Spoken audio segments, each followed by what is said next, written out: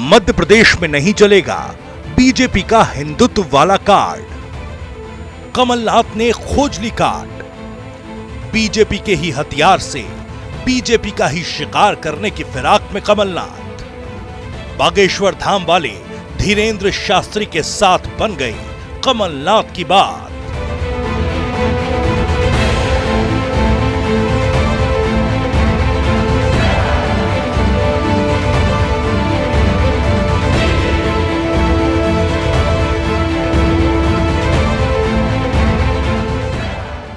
Bharatiya Janata party पूरे देश में हिंदुत्व के नाम पर चुनाव लड़ रही है, लेकिन बीजेपी की यह रणनीति मध्य प्रदेश में कोई काम करती नहीं दिख रही, क्योंकि हिंदुत्व को ही कांग्रेस नेता कमलनाथ ने चेहरा बना लिया। कमलनाथ खुद को बीजेपी से बड़ा हिंदूवादी नेता बता रहे हैं। हिंदुत्व को लेकर किए गए अपने काम जनता विशेष को गिना रहे हैं। महाकाल लोक जिसका उद्घाटन पीएम मोदी ने किया था, उसे शुरू कराने का श्रेय भी कमलनाथ ले रहे हैं। बीजेपी को हिंदुत्व की पिच पर ही पस्त करने की कोशिश कर रहे हैं और इसलिए कांग्रेस ने पहली बार किसी प्रदेश में पुजारी प्रकोष्ठ बनाया तो वो मध्य प्रदेश में ही बनाया। मध्य प्रदेश में पुजारियों का सम्मेलन भी कराया। प्रदेश में संत महात्माओं की पूरी टोली कमलनाथ ने जोड़ रखी है, जो विधानसभा चुनाव में कांग्रेस के पक्ष में प्रचार करने को तैयार भी शायद दिख रही है।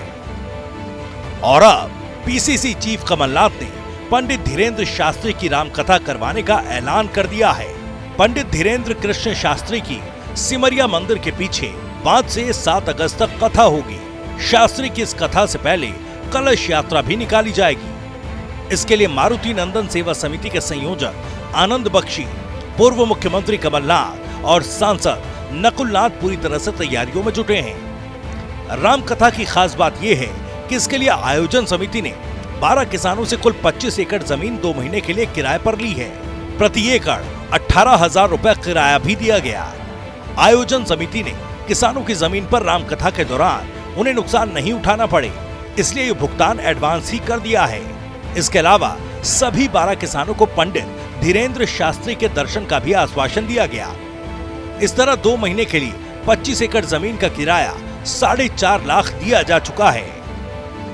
2.5 लाख वर्ग फीट में 88 लाख रुपए के 3 डोम, 30 एलईडी स्क्रीन, 5,000 वर्ग फीट का स्टेज और एक साथ 1.5 लाख श्रद्धालुओं के बैठने की व्यवस्था की जा रही है।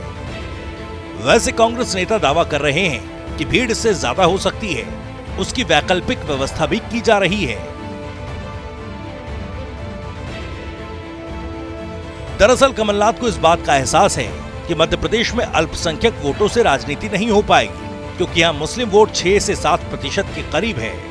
भोपाल और इंदौर को छोड़ दिया जाए तो कहीं भी अल्पसंख्यक आबादी इतनी नहीं कि कोई सीट निकाली जा सके।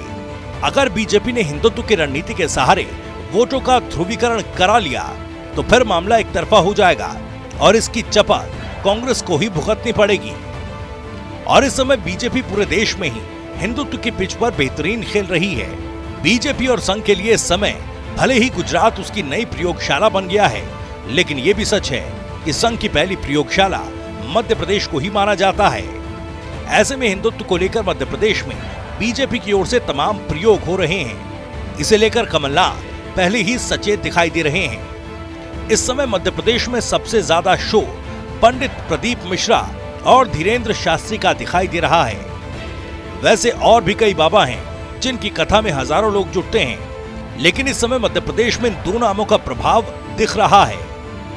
उससे राजनीतिक दल भी डरे हुए हैं। प्रदीप मिश्रा की तो कई बार कथाओं में कमलनाथ भी शामिल हो चुके हैं। उनके प्रदीप मिश्रा से अच्छे संबंध हैं और अब धीरेंद्र शास्त्री को भी कथा के माध्यम से साधने की कोशिश की जा रही है।